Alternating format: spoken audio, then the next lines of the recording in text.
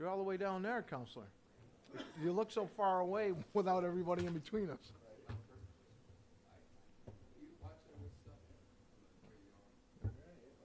I'd like to call the meeting to order and start with the Pledge of Allegiance to the flag. Pledge allegiance to the flag of the United States of America and to the republic for which it stands, one nation, under God, indivisible, with liberty and justice for all. Clerk, please call the roll. Counselor Whitfield. Counselor Morocco. Counselor Petropoulos. Counselor Gilat. Counselor Grimaldi. Counselor Peeler. Counselor Lavin. I am here. Counselor Brennan. Mayor Valentino. Here. All right. Thank you very much. Tonight is our 2026 budget presentation, and before I pass it over to our City Comptroller, who have worked diligently on this, along with other staff members, I would just like to remind Council this is the initial presentation. We will be spending a lot of time between now and adoption of the budget. So tonight is a good night to keep our ears open, our minds open, listen to the presentation, and then between now and next Tuesday, which will be our next meeting, to do our homework. And in between now and then, if there are questions, concerns, or you need more information, please make sure you include everybody in your responses as you respond to the city manager and to the city comptroller. Thank you very much. It's all yours. All right. Well, before I begin with the budget, I am going to introduce our Assistant City Manager. So Taylor Youngs is now 2 days in with us and has returned both days. Hopefully she comes back tomorrow. We'll see how tonight goes. But she'll be working alongside all of us to kind of move the organization forward. So welcome, Taylor, and you'll get a chance to meet everyone soon. Thank you. Short speech or anything? I hope the video gets her at least so everybody sees what she looks like. No, thank you very much. I'm obviously super excited to jump in and honored to be back in my home region and to be able to serve the residents of Geneva. So thank you. Thank you. All right. Well, with that, we will jump into the budget. Council members, before you, you have the city manager's message as well as the slides that we'll go through tonight. At the end of the presentation, the comptroller will provide you each with your budget books. For those council members who are not here, they can pick them up with the clerk's office. For community members, the budget presentation is available at the clerk's office. There will be a printout. It'll also be available on our website tomorrow. And for those who'd like to follow along with the presentation, I don't think that thing's connected to me. Is it? Nope. Hold on just a second. I think I'm on the wrong. There we go.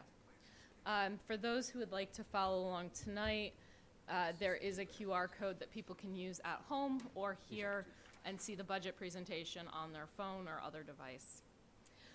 So I will start off by first stating it is really my privilege to present the 2026 proposed budget. This is my fourth budget as a city manager, and while I still remain hopeful, I really need to be honest with all of you that this process, as long as detailed as it was, did not achieve the new future that I really believe the city deserves. Each budget season, I hear the same thing. This city should just run more like a business.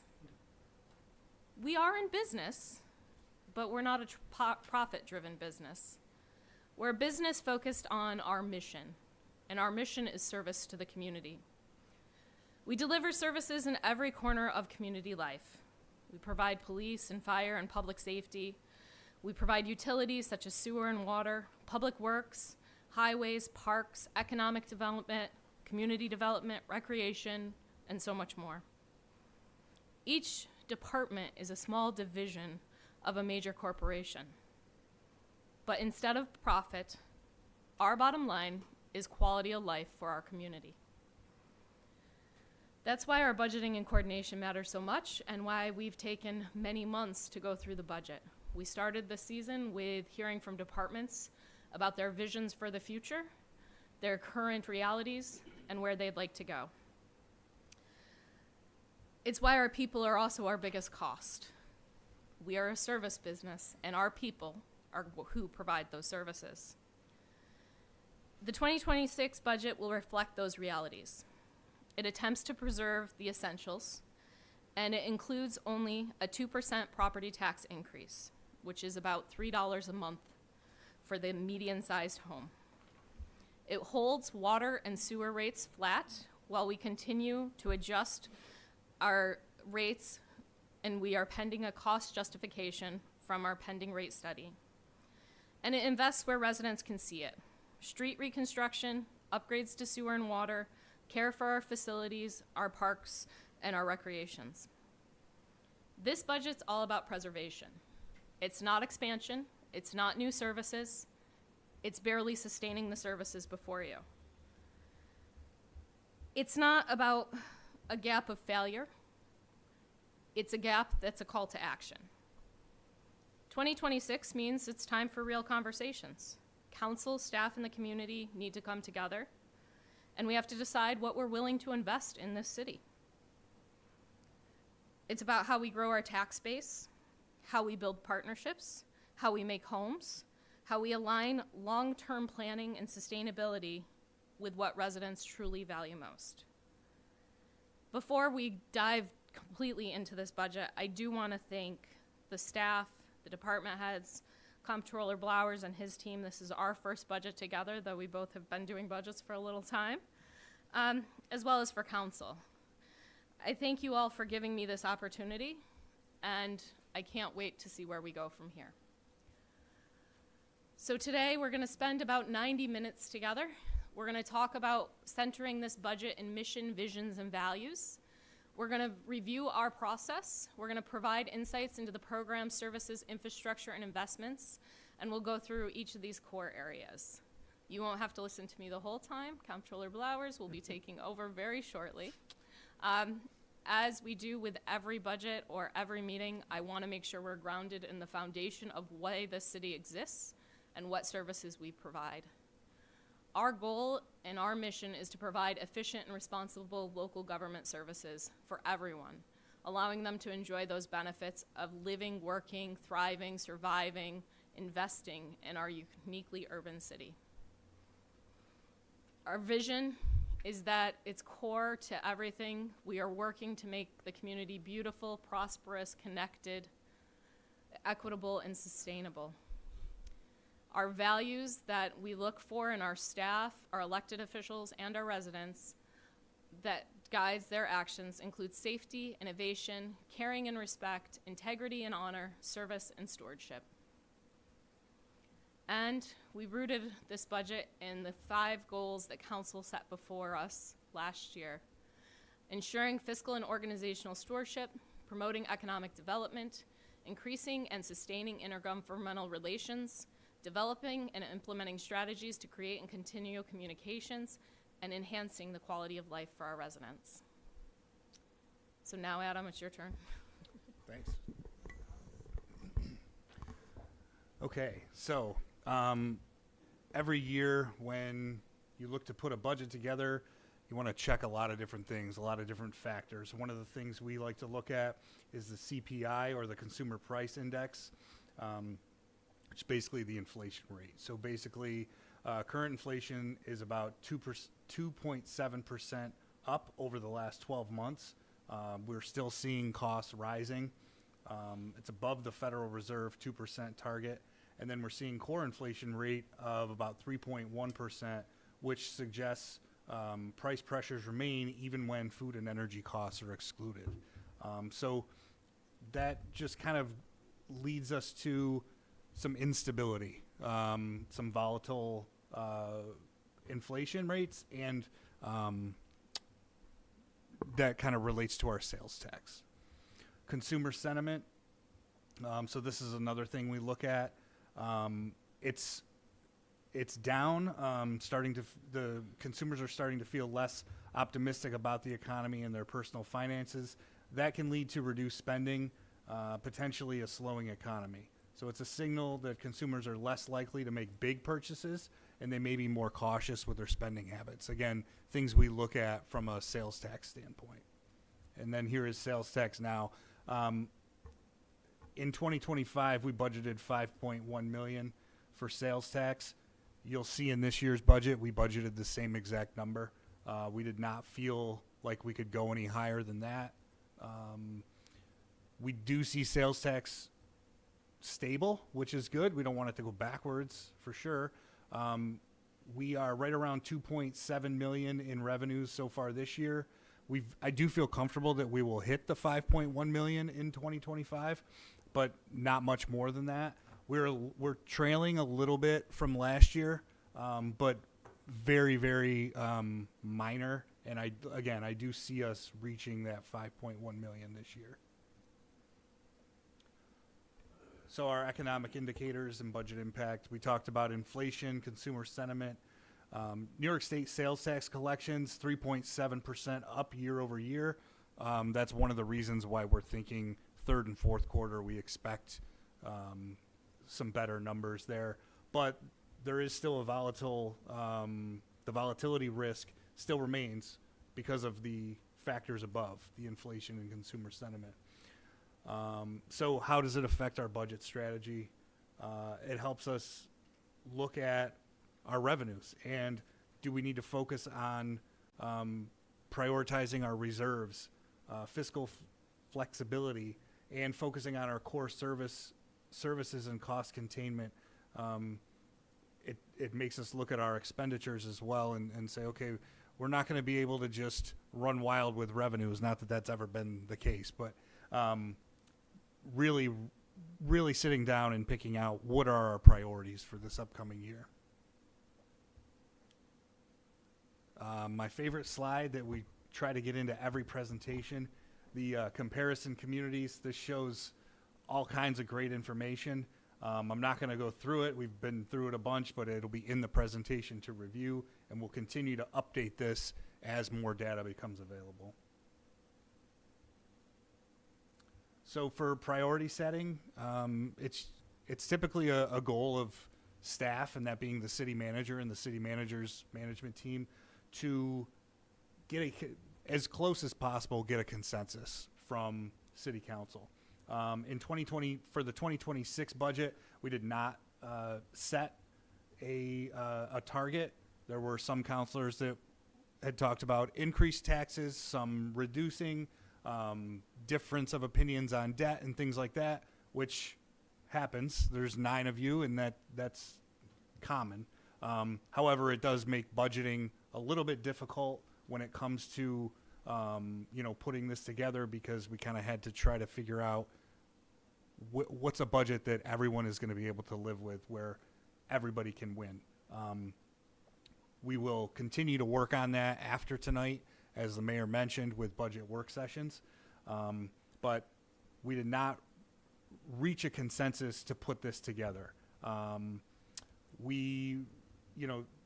Budgeting based on the cost of doing business. That's what this is. This is a budget that is allowing us to keep going, but isn't going to have a whole lot of things in there that are extras that are all that exciting, which I know is kind of disappointing. But we're able to keep the lights on, keep things moving, finish the projects we've started, and continue to offer the services we've been offering.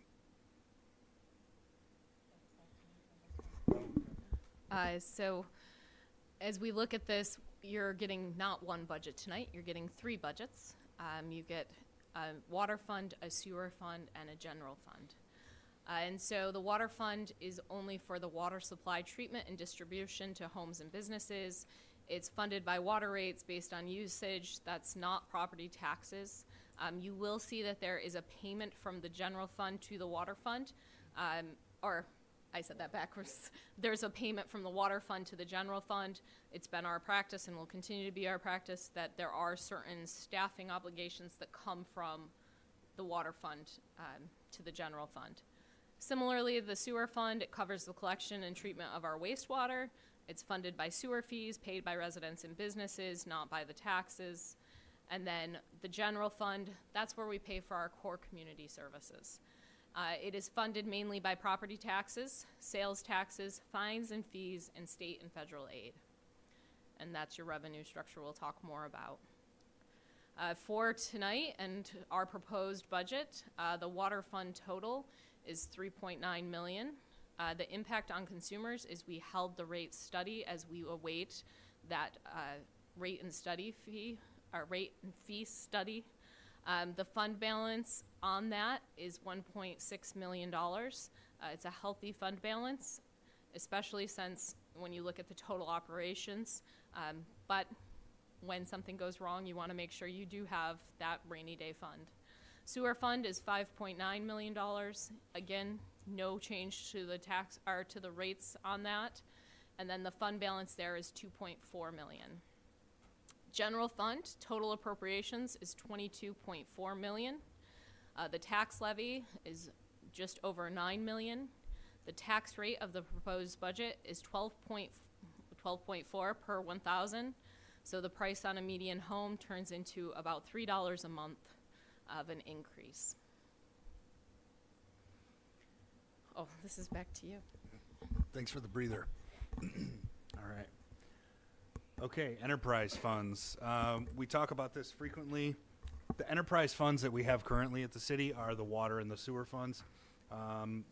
What they do, there is clear financial tracking because it is one area of business in the city that is almost like their own area. The revenues and expenses cover one another. We do not mix them with other departments. The only way they are mixed is if staff overlaps, which we then try to make that payment back to that fund, as Amy mentioned. Fair pricing, users of the water and sewer systems pay for the services they use instead of taxpayers funding them indirectly. So all users pay for the service that they're getting.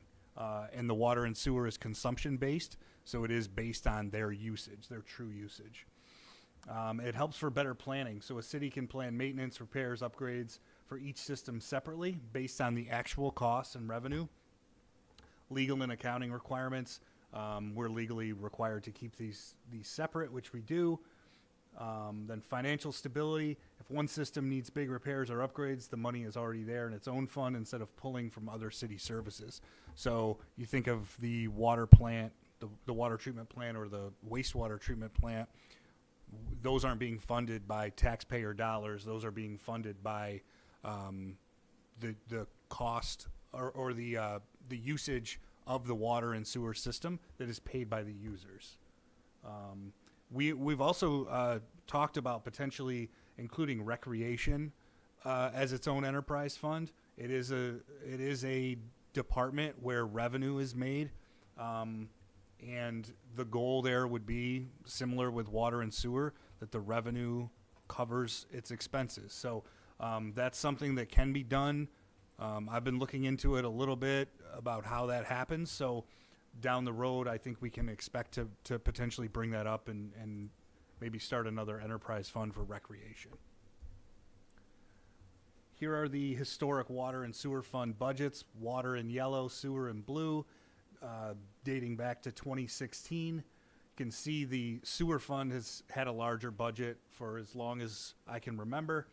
A lot more expenses are taking place in the sewer fund. That's why you will also see the sewer rates are higher than the water rates currently. So, the big reveal for the water fund. Metered sales, we're looking at about 3.3 million, just under 3.3, with total revenues just under 4 million. Not a huge jump from last year. I think we might have let me see here. So total change in revenue is about 20% from last year. We have an appropriation from fund balance, which is close to the same amount that the water fund will be designating to the general fund. So that's where that increase in revenue and expenses you'll see comes from. The water maintenance department. This is one of the two departments in the water fund. Currently 7 FTEs. That stands for full-time equivalent or full-time equivalents. Their budget down pretty significantly from 2025, 4.3 million last year to 3.9 million this year. There were some increases. but that's for just increased costs for materials and utilities. Some of the things that decreased those costs were the cellular meter project. We anticipate a lot less meter repairs, a lot less maintenance on those, and the upfront costs on those will be included in the capital fund for that project. The water plant had an increase in budget, which is very typical for both of the water and wastewater plants because of the kind of the just how often they're being used and you know how strenuous. I guess I don't know the word, but how much they're being used and how frequently. So again, 4 FTEs, no change from last year. The reason for the budget changes, as I mentioned, there's some equipment purchases in that department, some pumps, fire monitoring services, microfilter, air compressor, chemical costs have gone up, and then there's some engineering needed for lead and copper project, and there's some needs, some maintenance needs at that building as well, at the plant. The miscellaneous costs in the water fund, these are the things that I won't say they're all out of our control because a lot of it relates to salary, and so that's contractual. But when you look at health insurance, when you have employees, you offer health insurance. You can't always control the rate at which that increases. Social Security, retirement, our insurance, gas and oil, retiree health insurance is a big one. Then you'll see that transfer to the general fund right about the same number as the revenue from fund balance. And then the debt service for water, we went over debt last Wednesday, but this is the updated 2026 version of that. Just under 1.2 million in debt in the water fund. I believe it's within a couple $1,000s of where it was in 2025. So really not much difference there. There hasn't been a whole lot of debt in the water fund in the last few years. And then some metrics for the water fund. The 2 metrics we have here at the top, emergency response plan update, or these are the strategic plans, I'm sorry, and water break repairs. So working on those. Program highlights for 26, the pumps we talked about, lead and copper ruling, lead service line replacement, grant funding, and then replacement of encoders and endpoints. Many things in the water and sewer plants are mandated. Not all these things are mandated, and a lot of times we can see these mandates coming down the road, and so we try to get out in front of them before it becomes a problem. So on to the sewer fund. We had an overall increase in spending in the sewer fund of just over 8%. Again, we've got an appropriation from fund balance, which will correlate to the payment to the general fund for staff. The big number under sewer charges is the sewer services from other governments, and that is the agreement we have with the town of Waterloo and the town of Geneva. It's about $865,000 budgeted for 2026. One of the 2 sewer departments is sewer maintenance and administration. That budget went down from 2025. With the sewer maintenance, it's interesting. They're a shared department with the highway department and general fund. So when we get to highway, we'll cover the FTEs there. But that's one of our main areas of shared services internally is with the sewer maintenance and the highway department. So not much going on there. No equipment purchases planned for 26. Then the wastewater plant, you'll see an increase there in their budget, 8.5 FTEs. There's always a lot going on at the wastewater plant. There's always capital projects. There's always reporting and requirements and inspections, and it's a nonstop, feels like a 24/7 operation over there. So This includes extra help to support ATAD expansion construction. That's such a large project that we wanted to have somebody come in and actually manage that project for us, who knows what they're doing. Not that we don't have staff who doesn't, but we want that to be their focus 100% of the time. Again, cost of materials, chemicals, other equipment contribute to increased costs. And then some pumps and stuff. I don't know what it does, but I trust our Director of Public Works that he does. So those are the exciting equipment purchases at the wastewater plant for 26. And then again, our miscellaneous expenses for the sewer fund, as I mentioned with water, not a lot you can do about all of these, but that transfer to the general fund at the bottom is going to be very similar to your appropriation from fund balance. And then our sewer debt service. One thing I wanted to mention, I did mention it last Wednesday, however, I wanted to reiterate it. The ATAD project that was approved, where we increased the cost on that, there's no impact in 2026. We will see an impact in 27. I don't know the exact numbers of that impact yet, but that will be something that will be distributed to City Council as soon as we have it. We have an estimate, so I'm not too worried about it. We also know that the sewer fund debt after 27 drops significantly over the next 10 to 20 years. So I know that there's most likely going to be more wastewater treatment plant projects that are going to have to be done in the next 10 to 20 years. But as far as debt is concerned in that fund, there's a lot of 0% interest debt in there as well. So happy with where we are there. The the strategic project here, amount of wastewater treated, that is a huge number of gallons. A lot of decimals up there, or a lot of commas. Number of catch basins repaired, 25 and 23, 16 and 12 year to date. We should hit that number of at least 16 this year. Then number of collection system inspected, lined. A little behind there, but we still have time. Usually when we're done with mill and pave, we get quite a bit of that done. And then our work program highlights for 26, as I mentioned, the ATAD expansion, maintaining processing for the treatment plant, not exciting, but definitely a necessity. And then televised and slip lines throughout the city, so we know where potential breaks are and potential blockages.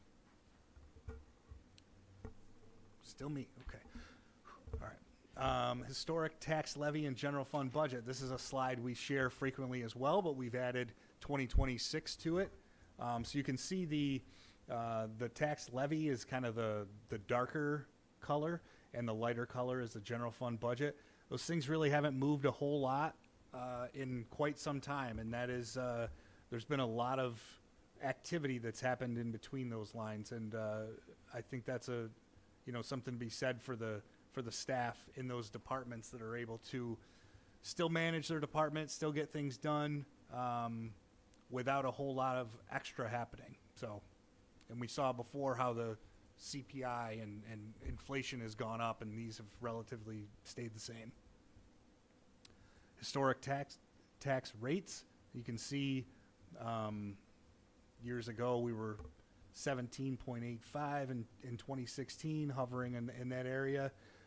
We were pretty proud when we dropped it in 21 to $16.19, and now we're at $12.40 here proposed in 2026.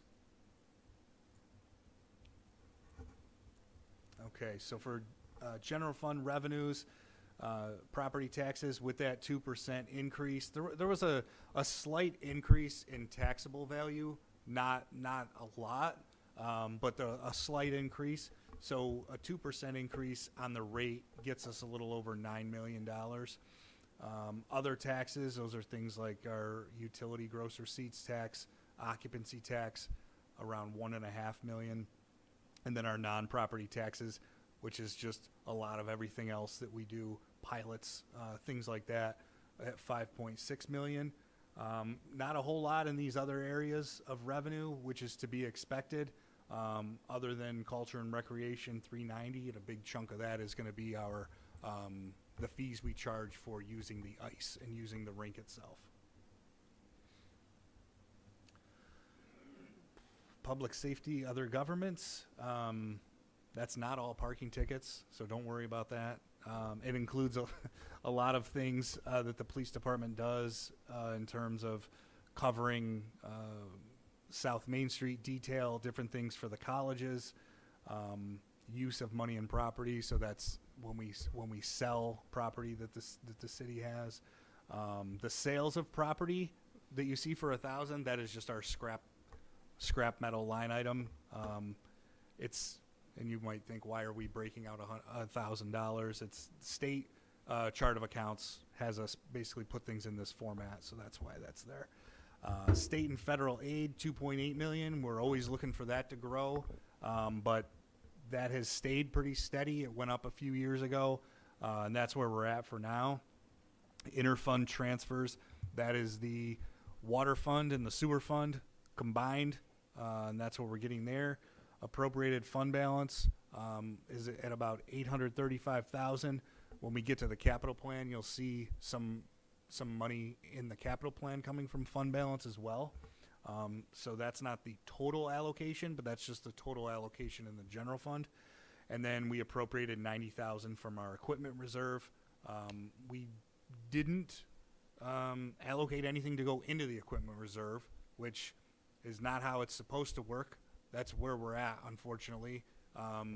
But as we work on plans for years ahead, one really important part will be to reestablish and replenish the equipment reserve fund. Is it? I think so. Yes? Well, we added slides since yesterday. So general fund expenditures. As you can see, we're going through the revenues and then the expenses. In your budget book, there are also at the bottom of all these slides, there's a book here. It tells you what page you can find it when you get the budget book. So you can take this presentation in your budget book to walk through it. When we break down our expenditures, we start by departments or divisions. So we'll start with the attorney, which we do contract out. You'll see quite an increase in the budget for this attorney. We do have 2 general counsel contracts, but also whenever we go into litigation or extra legal matters, we have some specialized litigation counsel that will be working this year. So we did put in additional funding. The annual retainer for our 2 general and personnel counsel is $200,000. It grows over time, but this includes that special counsel as well. Business Improvement District. So we do fund the Business Improvement District in a couple of ways. They do receive district funding through the assessment. They did ask, and you'll see unrecommended items where I didn't fit things into the budget. There's about $1.6 million worth of items that departments or agencies requested that to maintain a level that seemed reasonable, that 2%, are not included at this time. Recommended this year is $107,600. That will increase the support to 4 FTEs through the BID that will provide ongoing maintenance and beautification services in downtown. That is an increase of 1 FTE. And as I said, we did not include the economic development support. That was unfunded in 2025 as part of council's direction at the end of the budget. The city manager's budget, there is a large increase here, but that is because we have moved the assistant city manager. That role was in 2 other budgets, and they've moved into 1 person into the city manager's budget. So the staffing changed with the hiring of the ACM. Funding was from 2 other departments, so you'll see the recreation and planning and economic development departments decrease on FTEs as well as on costs for staffing. In the city manager's budget is also included training for all the departments. In the budget, what we also did is you'll see green highlights that indicate where revenues come into that department. So revenues for the city manager, we just talked about it, water and sewer funds, also some grant revenues offset some of the costs of my department. Unrecommended items. So there were a lot of unrecommended items throughout the budget. The confidential secretary, that was a position intended to provide leadership to administrative staff across all departments, and as well as assisting our department with all of the different departments that are now without a director in some ways and are working with the assistant city manager. We also still included that $50,000 for performance management software and $25,000 for a community benchmarking survey that would be utilized as we look at future DRI and other grant funding to show where our needs and our assets are. And then miscellaneous cumulative grant awards. So year to date, we have brought in just under $2 million, or just over $2 million in grant funding. Last year we had $3.6 million, as well as open contracts. This is collective bargaining units. 50% were ratified last year. We're at 83 this year with 2 remaining. Program highlights, I'm not going to read it all. You guys will get this budget book, but some things that we're looking at for next year: continuation of shared services and regional planning, continuation of communications. We do not have designated communication staff, but we have been working to improve those, working on sustainability along with the Resource Recovery Park and some other areas. Moving on to the city clerk's office, we have 2 FTEs there. There is a budget increase recommended for the city clerk. This is for software to assist the clerk as well as all city staff in managing FOIL requests, agenda items, and more. There are clerk suites of software which allow them to do their job more efficiently and effectively, as well as provide better customer service to the community so they can manage those agendas and all the other documents that the clerk maintains. Revenues that offset expenditure in this department: fees for services provided by the office, so marriage licenses we get a percentage of, printing fees for FOIL requests, there's some other offsetting fees. And all items that the clerk requested are included in this recommended budget. Some metrics here: 100% of the minutes have been adopted with no corrections so far this year. We did not collect this data in the last 2 years, so brand new data. And number of licenses issued: marriage license 49, dogs 310, so quite a few dog licenses in the city. Work program highlights for next year: looking at city charter updates. You've done some of those. We probably should be looking at, likely in 2027, a city charter commission to actually rewrite the charter that's pretty outdated. We've also worked on records inventory projects, records management. The Geneva Economic Development Center, GEDC, has a lot of our records that need to be taken out of there. We'll talk more about that building where those records are stored and the need for demolition of that building. As well as board and commission training and some city contracts with that new software, really being able to work on our contracts as well as all the other pieces.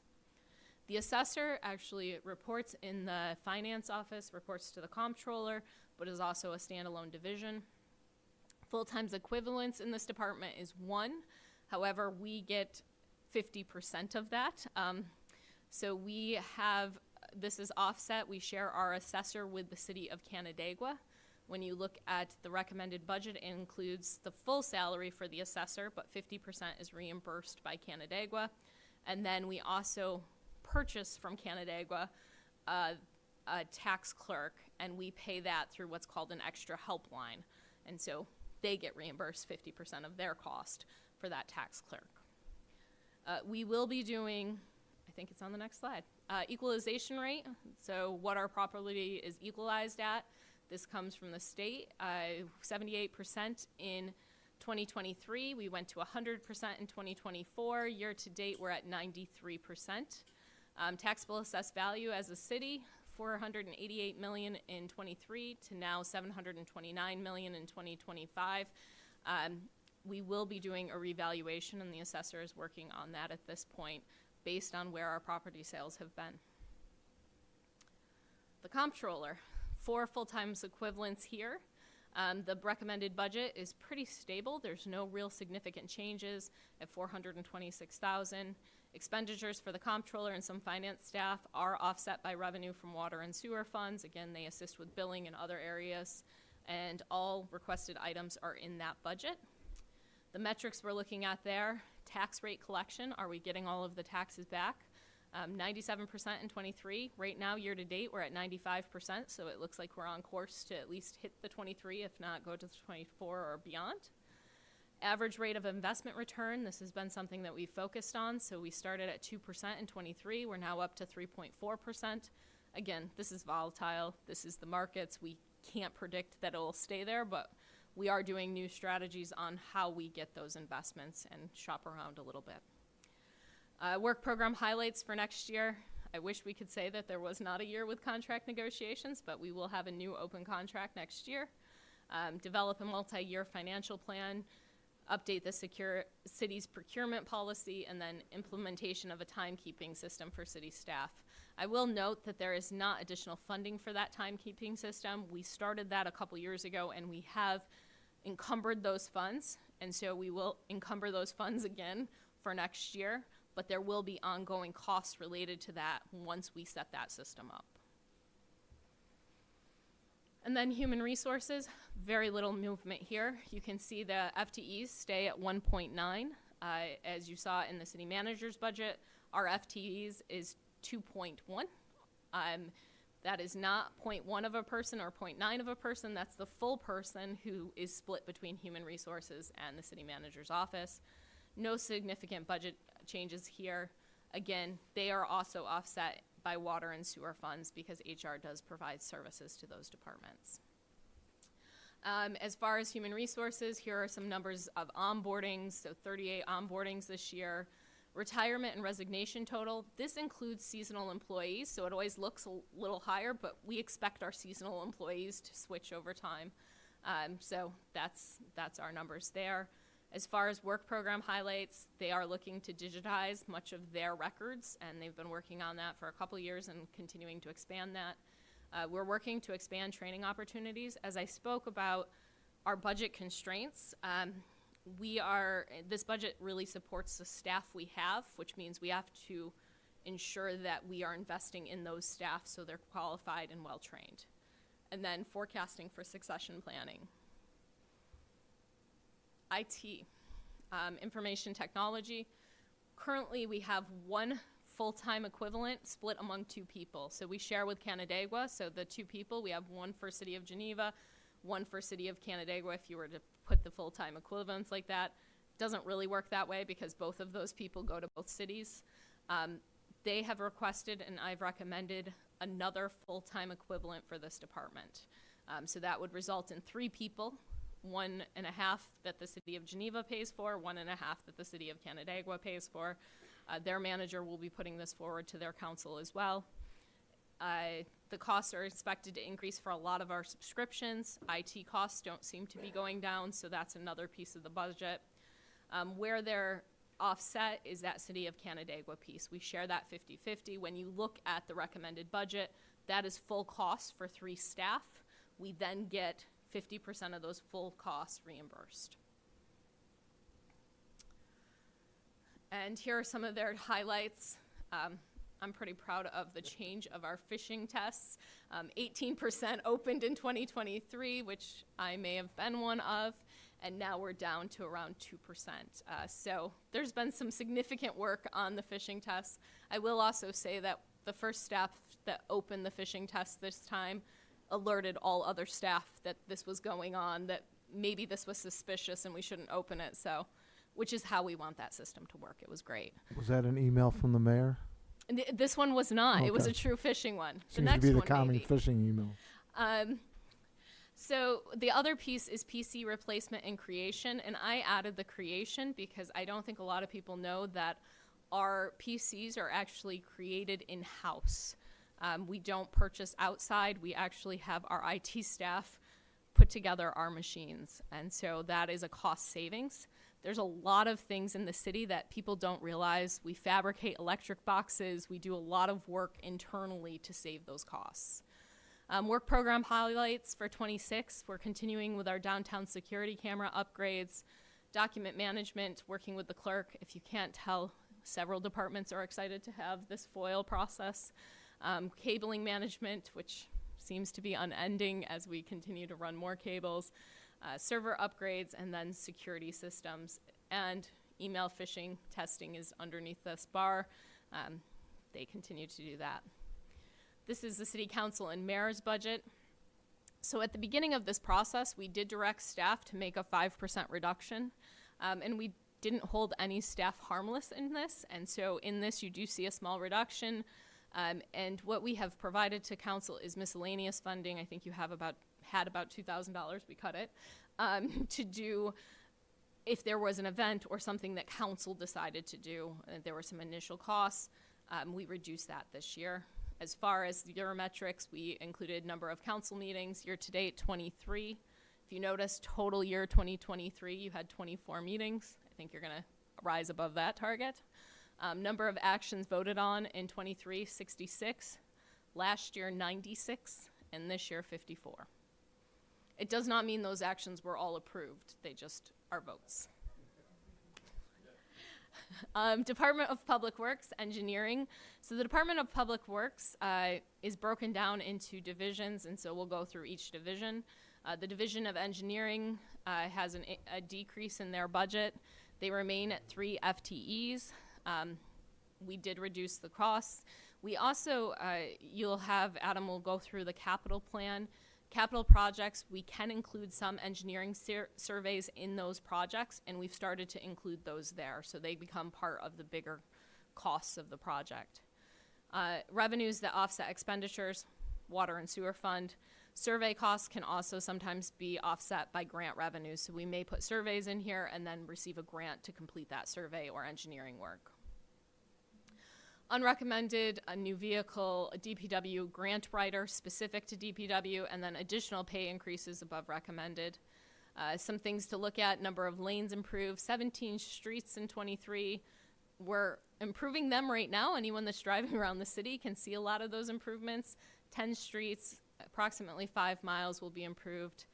Tree and light complaints, 297 was the total in 23. We've now taken it apart, and you'll see 57 and 72. And these are complaints that we are addressing or planning to address in the future. Program highlights: design, demolish, and build the lakefront gazebo. Funding was allocated this year.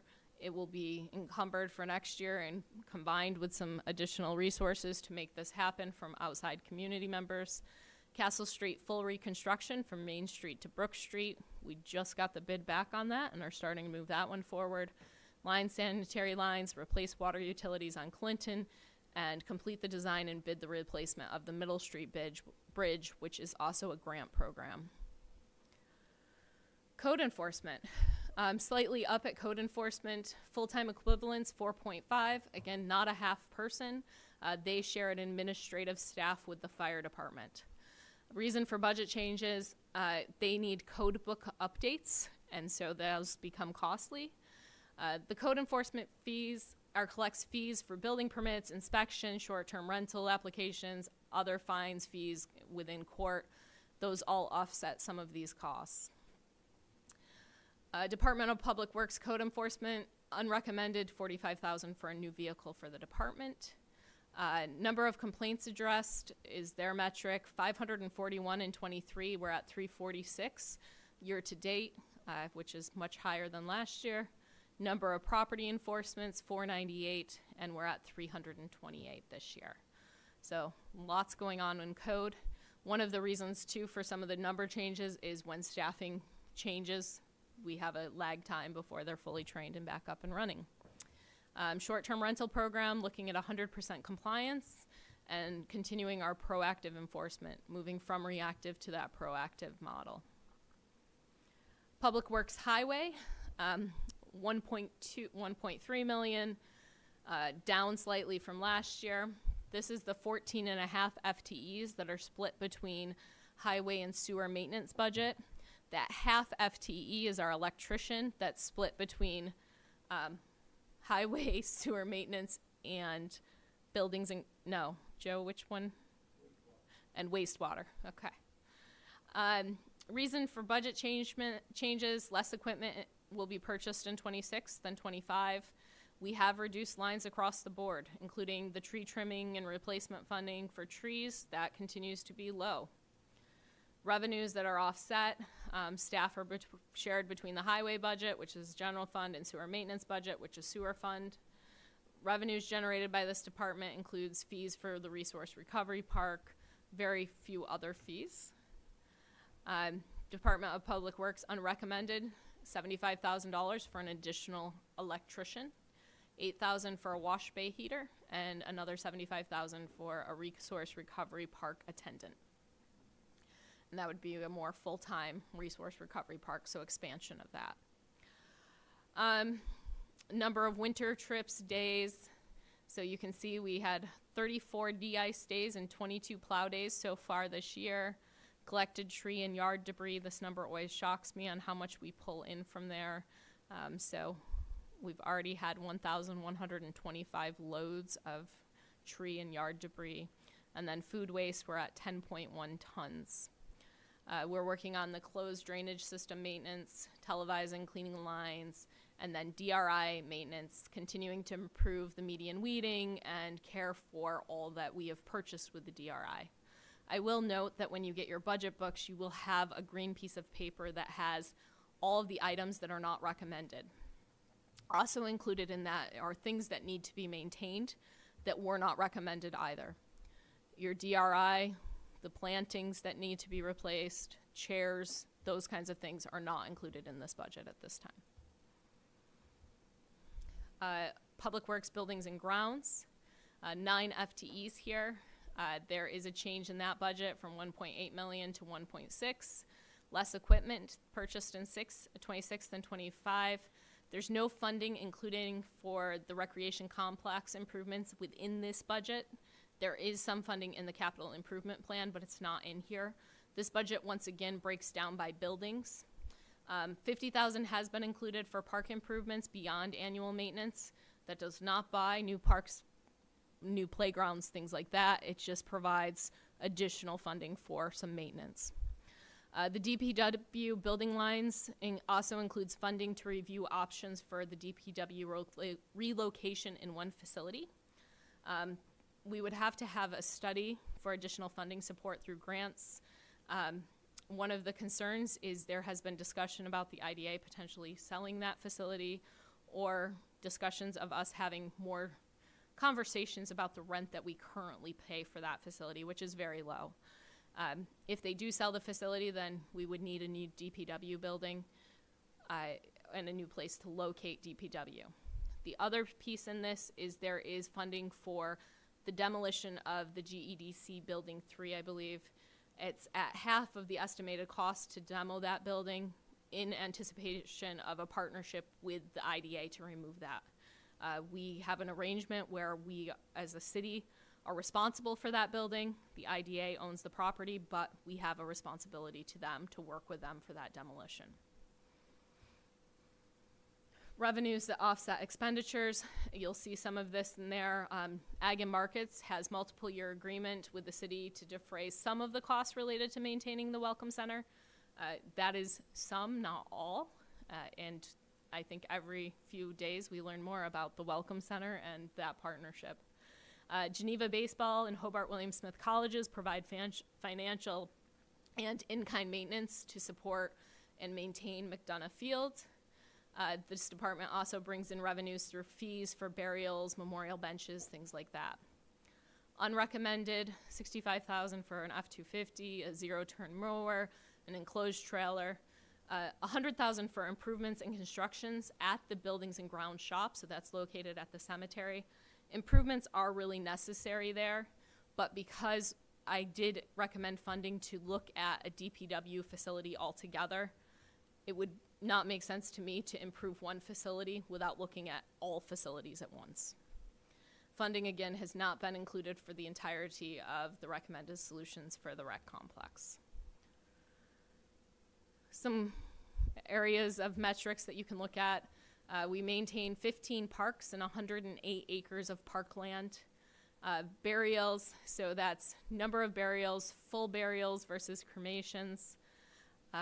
Acres of maintained cemeteries, 71 acres of cemetery, which I believe it was today in the newspaper. There was a nice nod of someone saying how great the staff are in that cemetery and how well it looks. Work program highlights, playground safety and mulching, ensuring that, and then working to procure new equipment for Richards Parks. Again, Richards Park is not included with the equipment here, but are there ways to find grants or other funding sources to do that? Planning and economic development. Closing in on the end, I think, of the departments soon. Recommended budget, $227,000, down from 298. 3 FTEs this year, 2.5 next year. This is where there's some cost shifting to the assistant city manager, which is no longer located here. The other piece too, we do have an outside contractor line in this that does assist with paying for some grant writing services. We do have a grant coordinator who administers and maintains compliance, but does not write all of the grants. That is outside of what I think she's capable of, although she is managing a lot and has helped us in many, many ways. Revenues, administration funding for a grant is approved as a grant expense. Those funds actually offset the costs of the grant coordinator. And then the farmers market at the Welcome Center receives financial support from Ag and Markets, as well as for the financial assistance, the SNAP vouchers that are provided through the farmers market. Unrecommended, funding for a full-time grant writer, funding for a full-time city planner, and $10,000 for additional grant writing services. We left it at last year's level, which was diminished during the end of the budget. We look at the value so far of the city property sold that will return to taxable use. We have 40,000 sold this year, 281,000 last year. And then number of vendors at the farmers market, 97 total vendors, 36 average each week at the farmers market. So it continues to expand and grow. Program highlights for next year, continuing with events management. We right now have housing rehab funding and working on how to do that, looking to pursue new opportunities. That funding stream likely won't be available again, but are there other opportunities to give support to our homeowners? Economic Development Administration, supporting grant activities for the city, provide service to the IDA and LDC, and then continue the coordination off of the Economic Development Strategic Plan. MAP grant, we're hoping to get another MAP grant to support small businesses, community development and communication, and then comprehensive plan and zoning alignment. Police department. So the police department is also down slightly from 4.3 million last year to 4.1. Full-time equivalents, 36.5. That 0.5 is our parking enforcement officer. That is not a full-time position, it's a part-time position. The largest area of reduction is an expense related to law enforcement technology program. That was a grant-funded program, and so we purchased equipment with that. All those funds have been exhausted or will be exhausted in 2025. Equipment replacement included this year. We'll be replacing 3 vehicles, 1 unmarked vehicle, and 2 patrol cars. Revenues that offset this expenditure, it's contracted for services. Adam mentioned that when we were talking about other revenues, and then tickets and fines and other pieces there. Unrecommended, $55,000 for a part-time police officer, and then $65,000 for a 3rd marked patrol car. Total police calls dispatched, 35,000 in 2023, 37,000 in 24, and we're at 18,000 so far. And then total overtime hours, 23, 4,000, 24, 3,000, and so far we're at 1,278. I will say year-to-date is August 1st because that's when I receive all of these from the budget. So we still have, another month to catch up on all the year-to-dates. Work program highlights. We're looking at updating our parking ticket system, moving away from the current practice of chalking. There are a lot of systems out there, and so we're looking at that new system. Looking at expanding our officer wellness programs, creating a motorcycle program to enhance traffic enforcement. I will say that some of these are done outside of this city budget. They'll be done with revenues from other sources. And then community engagement, looking at what those community engagement activities look like. Fire department, recommended budget is down from 2.6 to 2.5. They have 21.5 FTEs. That 0.5 person is the one they share with code enforcement. Replacement in 2025 included purchasing a UTV and a truck. We don't have that large of equipment included in this next year in 26. The Genesee Street Firehouse rent has also been significantly reduced because the initial debt from some capital improvements has been paid off, and so that rent has gone down.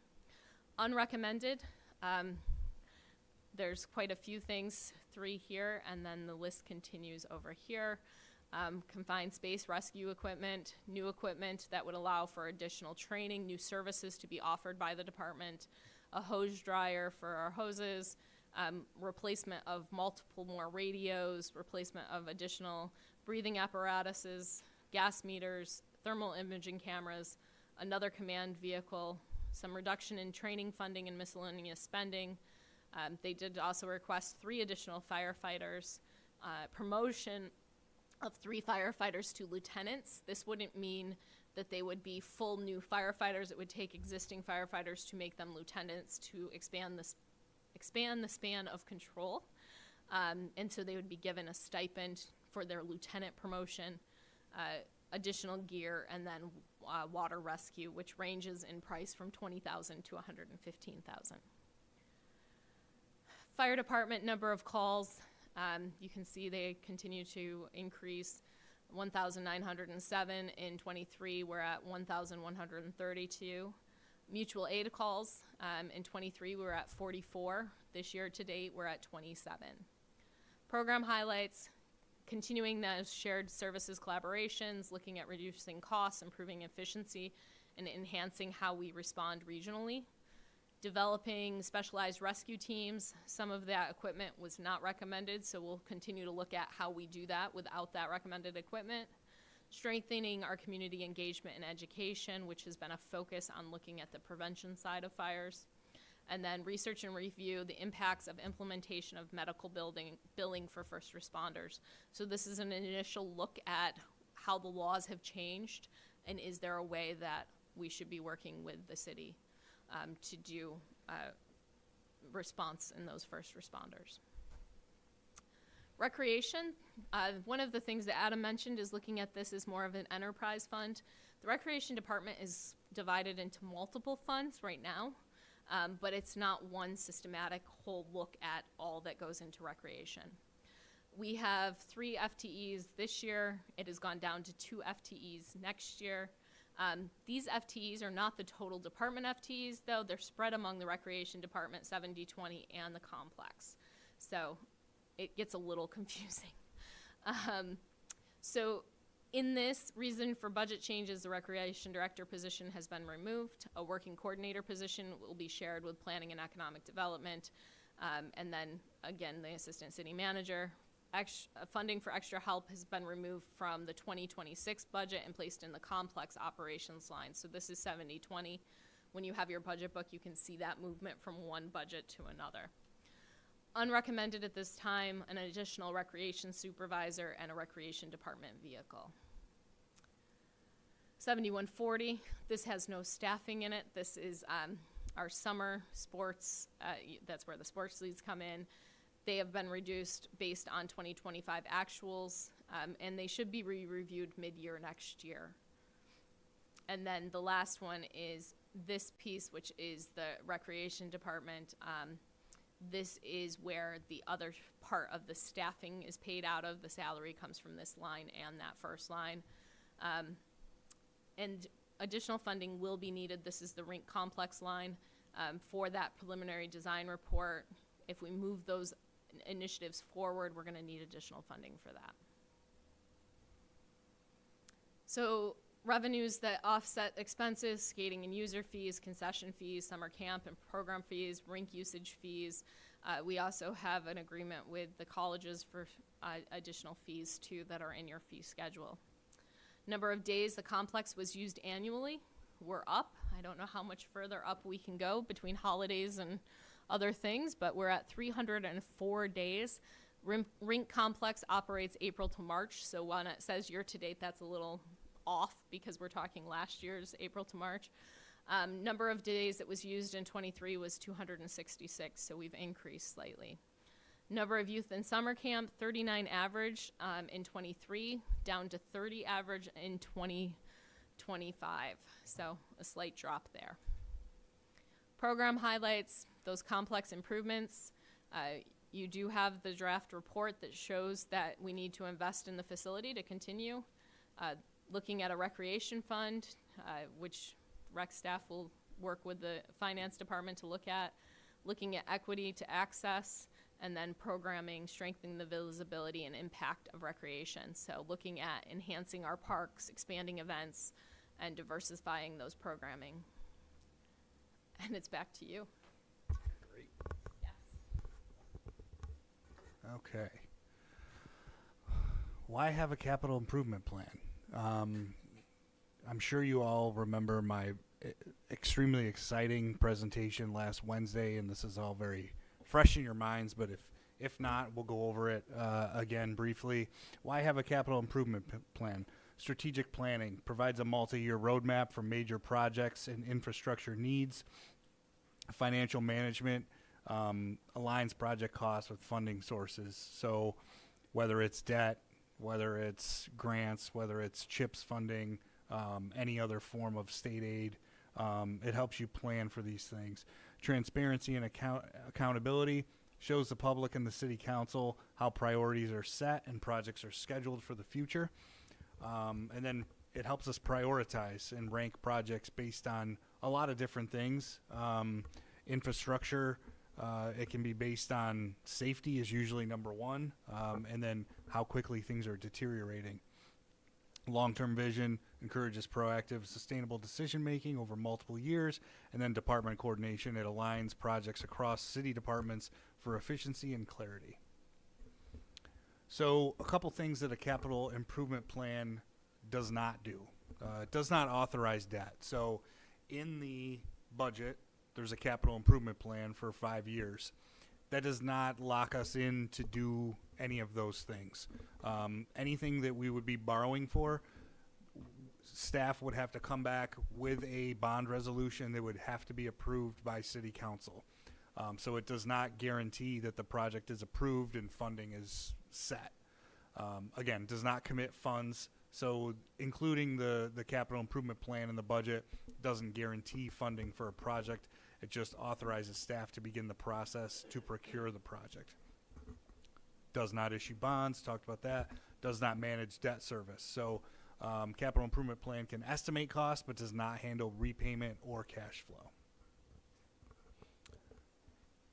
And then this is our capital improvement plan. So this is for 26, and again, we have a 5-year plan in here. We'll go through some of these for 26 and the funding sources. So Clinton, Cherry, and Elmwood Street reconstruction. This would be the phase 2 of that. Phase 1 was will be borrowed for 2025, and that incorporates general water and sewer. So we're doing the whole street. Pulteney Street, same thing. We've got general water and sewer, which means we're digging up the road. We're going underneath. We're getting the sewer lines, the water lines all cleaned up, fixing those, upgrading those, making it a very functionable street. Cellular water meters, that's the second phase of that as well. We are in the process of that now as far as replacing those meters, but we will be doing an RFP to do those in a mass capacity rather than just as needed. And then something called a GAC hypochlorite conversion at the water plant, which I know lots about that. That is $1 million water plant. If there are questions on that, we will talk to Joe about it. A generator at the water plant, at the water treatment plant, $500,000. And is there more underneath there? Nope, that was it. Okay, so fire apparatus, which is a fancy way of saying a fire truck, that is estimated at $1.2 million, with $1 million from a bond and $200,000 from fund balance. We also should mention that in every place you see bond, fund balance, whatever it is, we are always looking for grant opportunities to cover those costs instead. If we can get a grant, we want to do that. That's our number one goal with any kind of financing. Is grant funding is number one. Under that, rink study improvements. So Amy had mentioned before that that would be in the capital plan. 500,000 allocated here, 300,000 bond, 200 fund balance. Again, not enough to do everything that was in that plan, but something to get us started with some improvements. Then we have the sewer infrastructure maintenance program, 250,000. Again, that's when we're lining the sewers with the camera, looking for blockages, seeing where there might be problems, getting those fixed ahead of time before we have major issues. And then our street resurfacing program, various streets. That list is not out yet. It won't be out till sometime next year, spring. And that's 500,000 that we would use CHIPS funding for, and that is CHIPS funding is aid from New York State. The 2027 capital improvements, we won't go through each one of these, but we've got we'll go really fast. We've got the final phase of the cellular water meters, again, sewer infrastructure maintenance program, parks master plan improvements, and then some streets above. 27 continued, John Folger and Rose reconstruction, those streets. The sewer infrastructure maintenance program, I think is now in there twice, so we'll fix that. And then again, every year we do that street resurfacing program through CHIPS. 28, more parks master plan improvements, lakefront seawall, a couple more streets, full street reconstruction. So when you see general water and sewer, that means we're doing the whole thing. When you see just street resurfacing at the bottom, that's just the mill and pave, making it smooth, making it look nice. 2029, you can see these lists get a little smaller the further out we go, and that's because priorities change. And these are some of the things we know for sure we want to do, but certainly that can change, and as streets deteriorate, infrastructure gets worse, these capital improvement plans will bulk up again. So some more streets that need to be done, survey design on Jackson and State Street, trying to align that with the potential of development in that area. So we don't want to get too far ahead of ourselves until that project is ready or does not happen, depending on how that goes. And then again, street resurfacing program every year, 500,000 from CHIPS. As long as that funding is there, we will use it and maximize it as much as possible. So some additional budget components. So these are things that we haven't really covered, but are in the budget. So the Office of the State Controller line item budgets, that's the format that the state prefers everything in. It's a little bit more difficult to follow. It's not everybody's favorite. So we do that to meet the requirement, but we don't look at it too much. We like the format that we've put it in.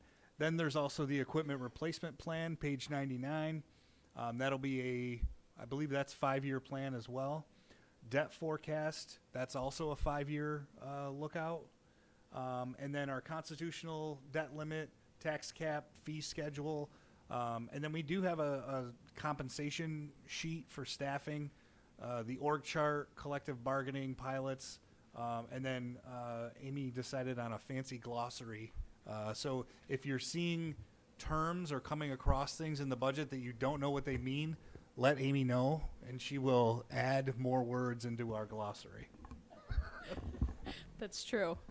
There are a lot of words in our glossary, and we keep adding, I think, almost every time we go into the budget book. So the next slide is basically where we're at. The budget calendar. So we do have work sessions that have already been scheduled. They are on most Tuesdays throughout the next month. They'll start on September 23rd. That gives you a full week to dive into the budget books. We have attempted to schedule them by topic areas. What is really helpful, though, and we'll do the same format this year, is as you have questions, if you can send those questions, at least probably by the Thursday prior to that budget meeting, we'll set up the staff members so they can respond to those questions. while they know a lot of different components, sometimes it's helpful to talk to the rest of the staff from the department so they know a little bit more about the budget. As I mentioned at the beginning of the budget, this is just a budget that maintains what we have. It does not grow. It does not add any additional bells or whistles to what we're doing. In the budget document, and we'll share with the community as well, there is $1.6 million that was not included into the budget that was requested by staff. Those aren't wish list items. Those are items to continue operations at a level that staff feel that they can support. Also included in your budget books on the green sheet of paper is the $1.3 million that council removed from last year's budget. And it walks through each of those requests and whether they made it into this year's budget, if we funded them through another source, or I believe there's about 600,000. I would have to check that, but the total's there of unfunded things from those. Again, I want to express my appreciation to the staff. This has been a lot of hard discussions. We did start with that 5% decrease of operations, knowing that our staffing costs were rising. Our staffing costs rose, as well as our benefits. As we've mentioned in all of the other presentations, our health insurance and all of those benefits went up 21%. And so to manage only a 2% increase of the budget for our taxpayers, that means we have reduced some of the operations of what we can do. So with that, we will provide you your budget books, and then the next meeting will be September 23rd at 6 p.m. The plan is for it to be Public Works. If you have additional questions, we may change the plan. You can see here it says departments called to work sessions may change based on council questions and department availability.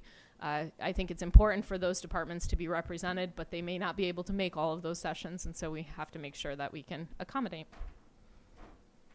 Thank you, City Manager, City Comptroller. Thanks all of staff for all your efforts going into this budget.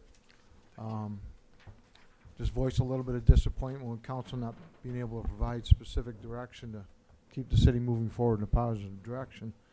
One thing I'd like to ask for that I think will be critical, and you talked about equipment amortization fund, and there was several, 7, 10, probably 10 or more vehicles that are not going to be funded in this budget.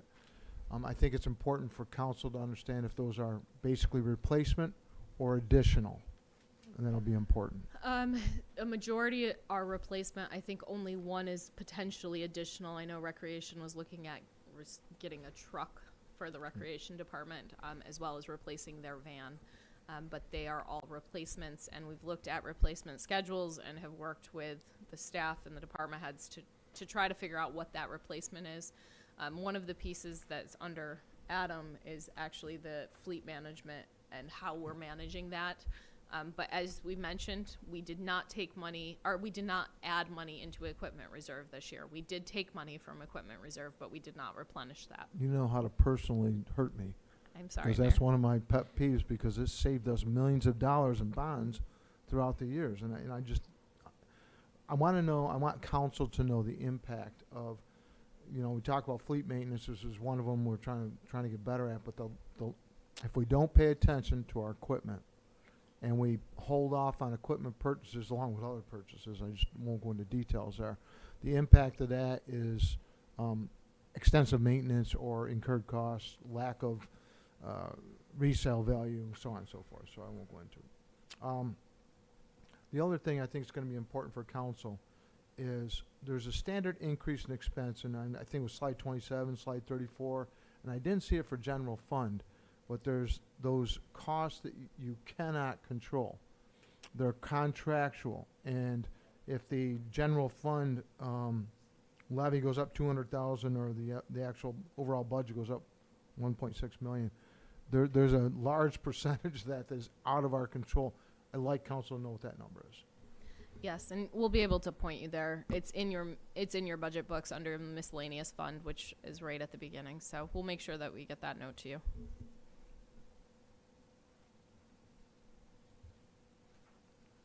Good enough for now?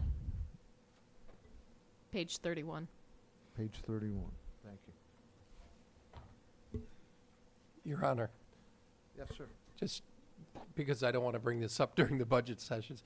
The one, I appreciate that last year you came in with a 20% increase, and we obviously struggled with that, but this is a better starting point. But the one philosophical difference about whether or not we're a business is really a very philosophical difference. And I think that one thing that government is being forced to do, schools are being forced to do, everybody's being forced to do, is to think more business-like in terms of the asset that you own and operate, and its ability to leverage revenue in ways that I don't think government has looked as aggressively at. And that really, to me, is part of the change in across the country in terms of consolidations, sharing hard things that have been easier to do out west than in the east. But that's just a philosophical difference that we may have, you and I, that's okay. I respect your work. Okay, thanks. Motion to adjourn. So moved. Well, everybody raised their hand. I'll take Counselor Gilat and seconded by Counselor Petropoulos. All in favor?